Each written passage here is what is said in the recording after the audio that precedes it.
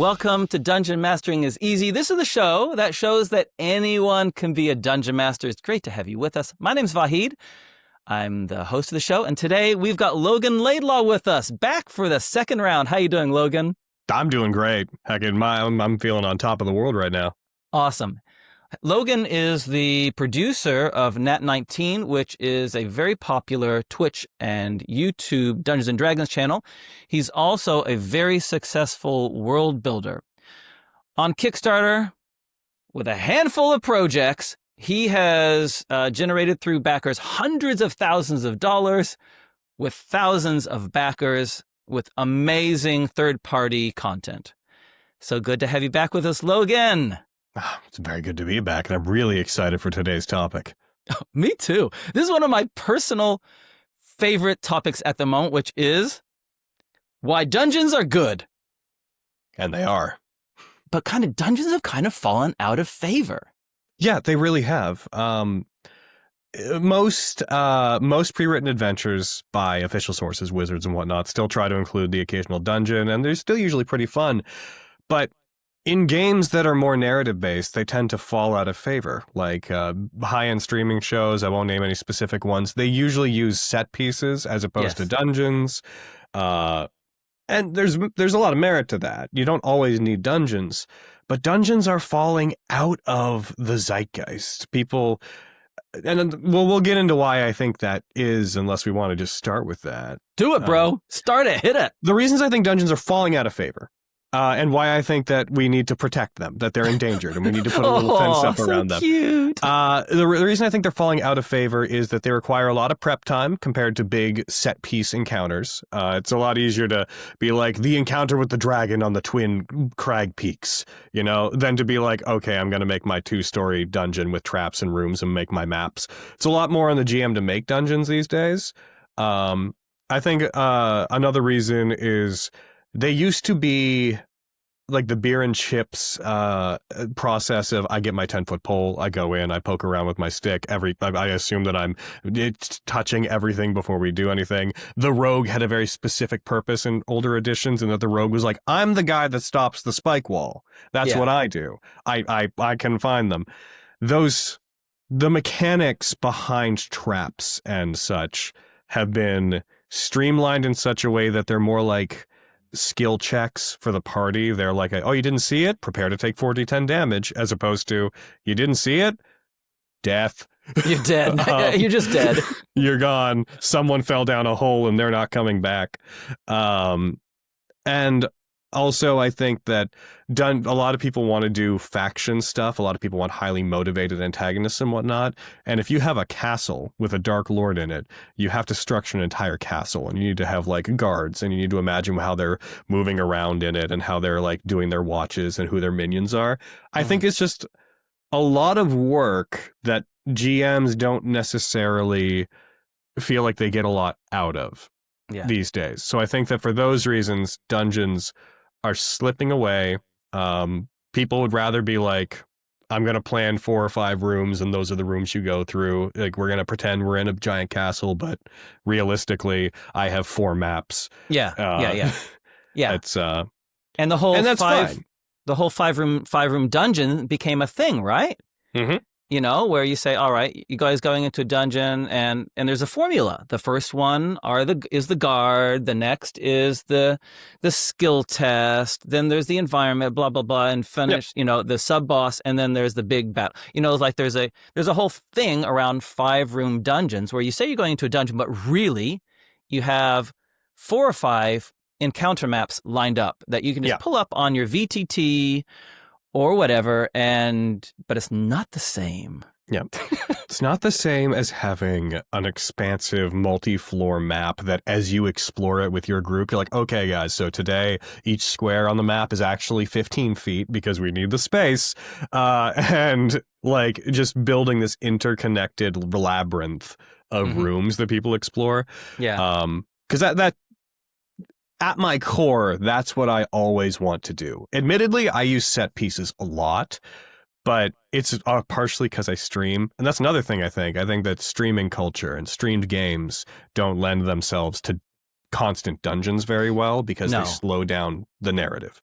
Indeed. And before you move off of that point, Yes. I think that that's a massive reason why anyone that's coming new into Dungeons and Dragons off of streams will be approaching it from a narrative story-based, as opposed to... So I like to think of it as, broadly speaking, there's plot-based or location-based. And of course, it's not as simple as that, but plot point-based versus, and most shows, stream shows are plot point-based scenes, because that's more interesting for an audience, as opposed to a dungeon, which is a location-based and has usually a more linear storyline, and it's harder to show on shows. So people that are, if they've come into Dungeons and Dragons through watching shows, that's their expectation of what Dungeons and Dragons is.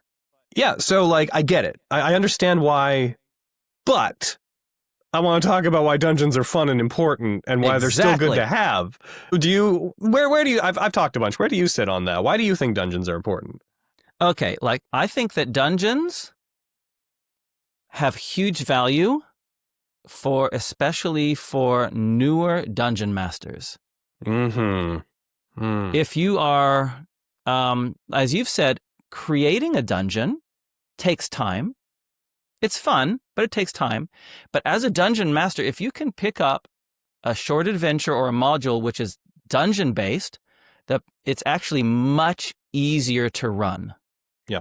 For example, Keep on the Borderlands, which was a module back in the old days. The entire module is 24 pages. Curse of Strahd is 260 pages. Yeah. Right? Yeah. It's just a lot easier to run. Anyway, that's the first point. But please, you share what you're saying. I fully agree with that. I kind of want to bounce off that too, and that especially dungeons are a great learning tool for GMs because you can be like, okay, I don't fully understand how this type of thing works or how traps work.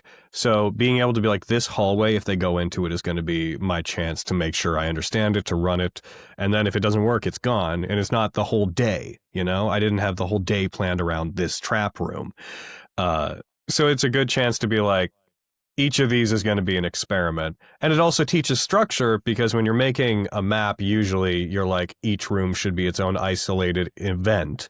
So each one is its own safe opportunity to practice building an encounter, whether it be a trap or a fight or a storytelling element.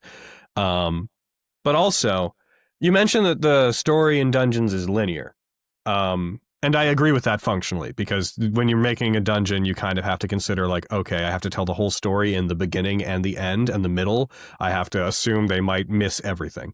But when you're making a dungeon, one thing it gives you that plot and scene-based storytelling doesn't is that you can have entire rooms that are dedicated to optional environmental storytelling. You can...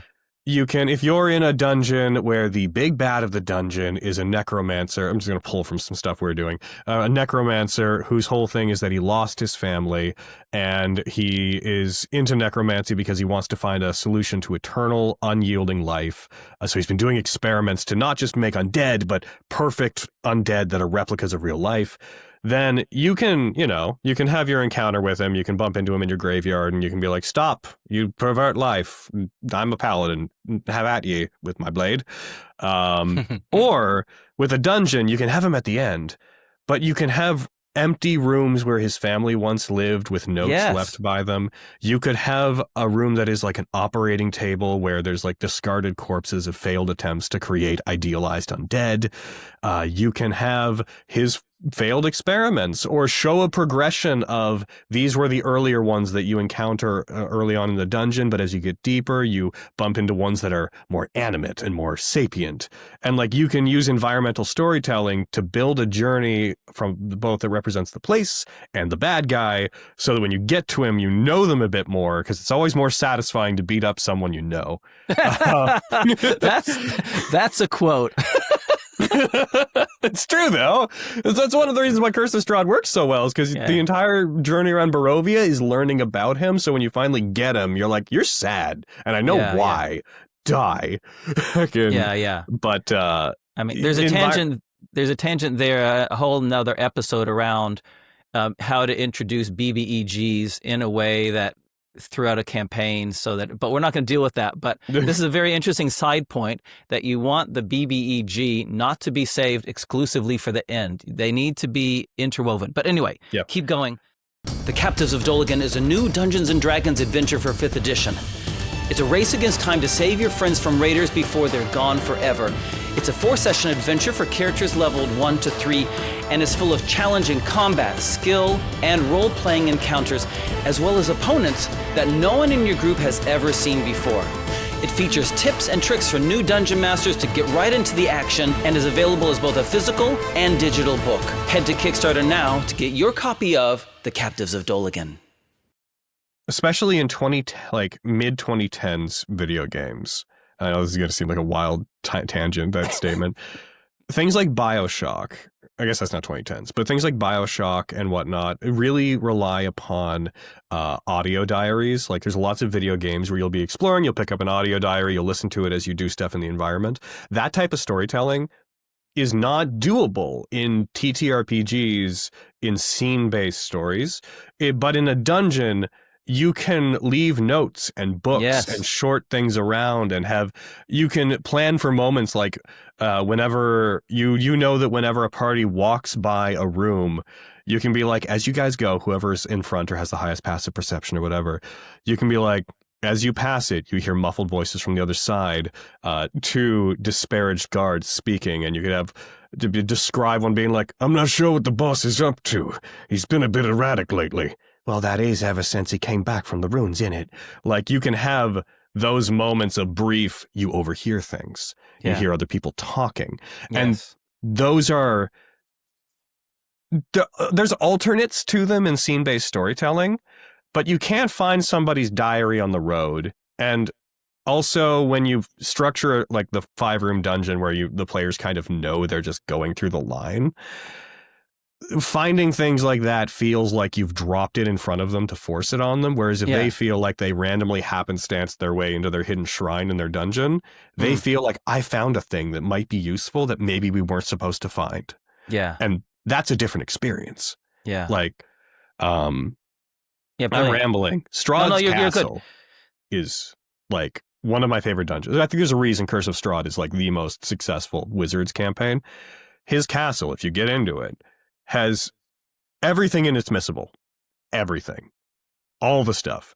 But you can find like his family's tomb. You can find like the vault where there's 50 different vaults to open to tell each tell their own little story. You can find the heart, literally beating heart of the castle. You can find the hags that live upstairs. Excuse me. There's so much environmental storytelling that informs the campaign and the big bad that you can't just get by having him drop in and be like, oh, you believe that you were going to defeat me. Well, here's my sad backstory and I've summoned a rock. Die. And then he poofs out. Like, you can't deliver some stuff that way. Yeah, so I really like this point that you've made is awesome, that you can, this idea of being able to tell the story through the character's exploration, of dropping story breadcrumbs in the murals they see on the wall, in the books that are open in the library, in the operating chamber, in the ghostly remains of 2 people talking, caught in a time loop through, this idea of, and anyone that does writing seriously knows that you show, not tell, right? And a dungeon allows you in a very compact way to show rather than telling. Yep. No. And the players feel, they go, oh, they're putting together the pieces of a puzzle while they do that. And they go, oh, remember that other thing that happened? I bet the operation was that guy there. Yeah, 100%. That's exactly what, bumping into notes about hacking a character and briefly saying their name, and then on the next floor down in the dungeon, encountering them as a bottleneck boss towards something important is very satisfying. People resonate with it. It doesn't even need to mean anything. It doesn't need to mechanically change anything. Players resonate with the moments of discovery, and many types of moments of discovery are only available in dungeons or structured buildings that have a certainty to them, because it's all the difference between theater of a mind combat and map combat. Both have their benefits. Map combat feels more invested because there is the sense of everything is where it is and there are rules. Theater of the mind can be fun, but if you cast Fireball on a map, you're I get these guys. Like, I earned. We set that up. I got them into that circle. We got them. If you do a Theater of the Mind, you have like GM, are they in that space? And the GM, depending on arbitrarily how they feel, figures it out. Yeah, and like both are good, but both have different emotional payoffs. It's like, because in one case you're like, oh, the GM was being nice to me because he thought it'd be cool. And the other, it's like, we set that up. We did that. And similar moments happen in exploration that is truly untethered versus a GM just telling you what you walk through in a scene-based location. Yeah. And the other main thing I think that Dungeons get across, because that's ultimately my main thing, is environmental storytelling. Dungeons are the best mode for giving random treasure to parties. Scene-based stuff, you're limited to what people drop or what cool artifacts are on scene. Dungeons, you can walk into a room. Or what? Or what a benefactor gives you, right? Like, you've just done this wonderful thing for me. Have this family heirloom. I don't know why I'm giving it to you, but I think you need a magical item. I don't know why. Yeah. You safely brought my caravan here. Have my family's sword for some reason. Exactly. No, it's stuff like discovering and unlocking a treasure vault that has a password you need to find elsewhere in the dungeon. That doesn't organically exist in scene-based storytelling. Also, the idea of, I don't know, you guys, if you went into this room, you would have found like the bound beholder that this big bad subjugated, and it can, like, it's guarding a scroll of a 9th level spell or something. That the challenge is, if you do this, it'll be hard, but you'll get the cool thing. But you don't have to do this. It might kill you. This isn't necessary. Again, players resonate with that because they like feeling like, I did this. This was I opted to do this. Yeah. And also stuff like keys. Locked doors are meaningless in linear dungeons, being like, you bump into a vault door, it requires like a special like ring that acts as a key. That in a linear dungeon, that becomes, okay, well, then we need to backtrack and the GM will probably hit us with it. In a dungeon, it becomes are we even supposed to go in here? Is there like an obscure drawer in this place? And it causes them to look harder at everything. Like stuff like that. And you can also drop slightly unbalanced treasure in a dungeon because you don't know if people will find it. So that when people are like, oh, I opened a drawer and there was 3 potions of speed in there, and I don't know if these were intended, but that's the boss battle. Yeah. Whereas if you drop 3 potions of speed in front of people in a linear encounter, it's kind of like, oh, the GM's telling us that something's going to get wild, you know? One of the things that you've just mentioned, which I think is interesting, is that something that people that do a lot of computer gaming will often come across is, to get through this door, you need to pick up that, and that, right? You need 3 ingredients. Maybe it's the key. Maybe it's 3 bits that form together to make a key, right? That's a lot more compact to do in a dungeon than in a scene-based narrative story where you're going through a forest or you're going, whereas in a dungeon, it's really easy to do that kind of payoff where, they come across a locked door and it has a weird key, and then they figure, that's what that thing back there was, so things like that, those kind of puzzles are really good. And also traps for dungeons, there's a there's a reason why it's called Dungeons and Dragons, because dungeons are just cool. Anyway. Yep. It's also with non-linear dungeons, you can. One of the main campaigns of our main Nat19 story was this. I'm reticent to call it a dread plane because I don't like to use broad terminology, but it was a dread plane. And in it, there was this lich dancer woman who was like self-obsessed, used illusion magic to make herself look not undead. She sapped energy from people by dancing and performing in front of them. She was cool. But she had a dungeon that was this massive area that had like a theater in it and her personal chambers in it and a prison in it. But at the main entrance to it, there was a statue of her that is just right front and center, that after exploring it for a while, the players realized that her phylactery was in it, that she was so vain that she just put her phylactery inside this statue that is the first thing they see in the dungeon. Yeah, cool. That only works if you have an entire dungeon to explore, so people get the sense of, oh, that's just set dressing. They explore and find it out. In linear storytelling, you'd kind of have that probably in the middle, have an indication of that's where it is 2 rooms down, and then have to come back to it. Yeah. But I got to have the moment of like, here's clues as to where it is. Oh, and it turns out to be the first thing you saw, but they had to figure that out. Yeah, like, that's a great Chekhov's gun, isn't it? Awesome. Yeah, and there's no right way to do it. But dungeons lend themselves to player discovery and the moment of someone's face lighting up when they're like, oh, you know? Yeah. And I live for that. I love that so much. Do you know, making dungeons is such something that I'm so keen on that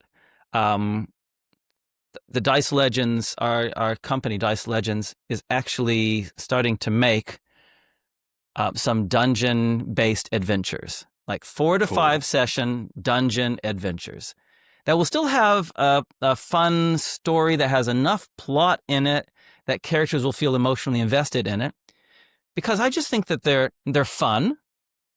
A lot of players that I know say, oh, I've never done a dungeon before. That sounds fun. You know, they're playing Dungeons and Dragons, but they've never done a dungeon. They go, oh, and they get excited by the idea. So I think there's a market for it. And for new dungeon masters, you learn the skills of the trade.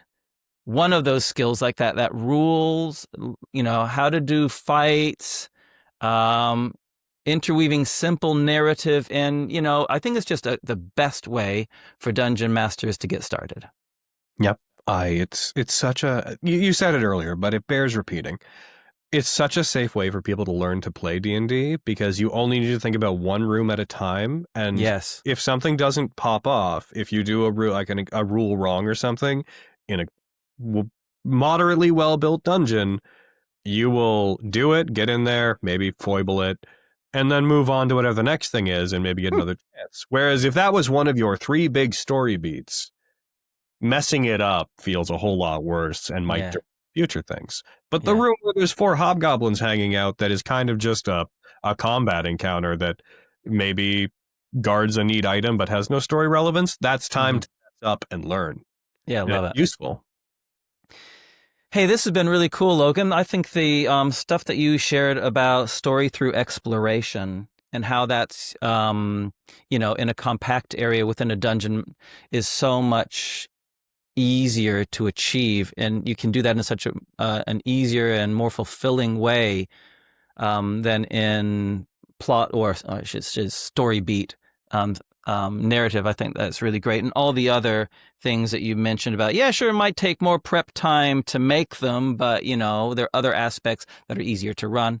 Really helpful. Hey, we're going to finish off our episode with a it's not really a challenge, but it's one of our regular segments called Tools of the Trade, where we discuss what kind of tools, what kind of things do you use to run your games? Cool. So, what do you use? What do you do? We're actually affiliated with Fantasy Grounds, which is a very useful tool. We have been using it for a long, long time, since classic days, and it's a really good VTT. It's also, not that I don't get anything for saying this, but it also recently went license free, so Fantasy Grounds is free now. You have to still buy the books and modules and content, but they did away with their licenses. So you can now just pick it up and anybody can run it and anybody can be the GM in it. It has a good 3D camera mode for online stuff. And once you get used to the syntax of how to work in it, which is something you have to do for any VTT, I find it really good. Beyond that... And what do you do, sorry if you don't mind me interrupting, in terms of keeping track of notes for your campaign and your stories? What tools do you use for that? Fantasy Grounds has individual story and note sections in it that I tend to write stuff in, though usually, I mean, Google Docs it's a boring answer, but usually I make all my preliminary notes for things in Google Docs. making use of its tabs function for different stuff, and then I'll transfer it into there. But again, Fantasy Grounds has collapsible story, note, and encounter and dungeon functions that you can use to keep track of information in different ways. So I'm sort of all in on Fantasy Grounds. It's awesome. I want to learn Foundry. I've heard really good things about Foundry, but I've been using FG for so long that I'm sort of trapped. Cool. Hey, Logan, thanks so much for joining us. It's been really helpful. I'm sure that all of us have gained some really fun and easy insights and tips. Can you tell people how they can connect with you?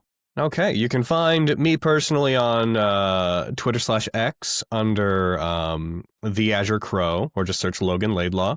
Most places you can search Nat19 Official. If you want to find us on Twitch, we stream every Saturday except the first Saturday of each month on twitch.tv/Nat19 Official, 19 as in the numbers, not spelled out. And let's see. And if you want to visit our website, where you can aggregate out to everything else, nat19show.com. Wonderful. Thanks, Logan. It's been really cool having you with us. Oh, I had so much fun. Thank you so much.